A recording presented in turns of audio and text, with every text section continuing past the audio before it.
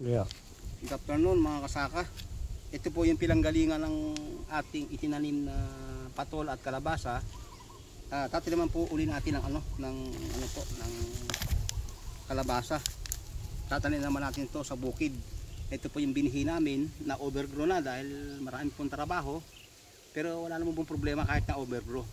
Yan po yung kasabay niya. Ilang araw na yan? Tatlong araw. Yan po, 3 days na po, tubo na po siya. Ngayon ito po yung kasamahan niya, medyo na-delay yung pagtubo, maraming trabaho, hindi ho agad namin ipunla. Kaya ngayon namin ipupunla, naubusan po kami ng plastic. Yung mga pinanggalingan po, pwede ulit nating reusable naman po ito. Yung sira, kung pigtas po, dodoblihin na lang po natin ganun.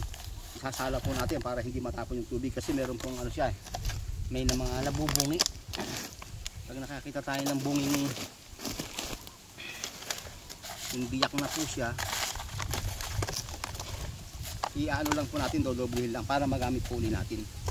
Okay mga kasaka, ganito po ang ginagawa namin sa aming pagkatanim ng halaman.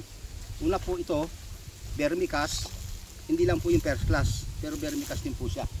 Kasi po mayroong first class sa vermicast eh. Ngayon, meron din po kami nakababad na na Durabloom. Lulubog po natin to.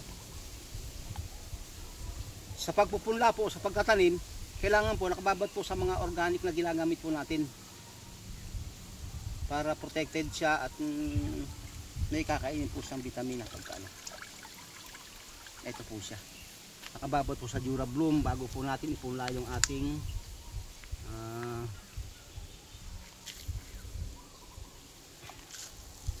ito na po. Kuha po tayong 3 piraso. Bubutas po natin ng ganyan.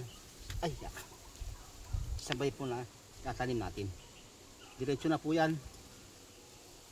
Wala pong problema yan. Kahit itusok natin ng kanong tusok, malambot naman po yung vermicast.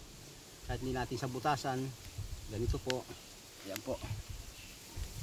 Kahit po lubog lang natin yan, napakalabot po lang vermicast. Wala akong problema. Huwag po natin pakakapuno kasi pag pinapuno natin yung lupa, pag nagdilig po tayo mahirap. Kinakailangan po may clearance siya para madali po magdilig. After 1 week po to pantanim na mga kasaka. Ganyan po ang ginagawa namin sa pagkatanim. May dagdag trabaho pero sigurado naman po ang ating itatanim. Una, maganda po ang kalidad ng binhi mga kasaka. So siguro kami ng mga 300 po, meron pa kaming patola. Okay, magandang tanghali mga kasaka. Sana po ay magkaroon kayo ng idea kung paano ang ginagawa namin sa aming organic farming. Importante po, meron po tayong alagang bulati. Ito po ang bulati niya, nakikita po ninyo. Meron pa po siya, hinihirang ko po.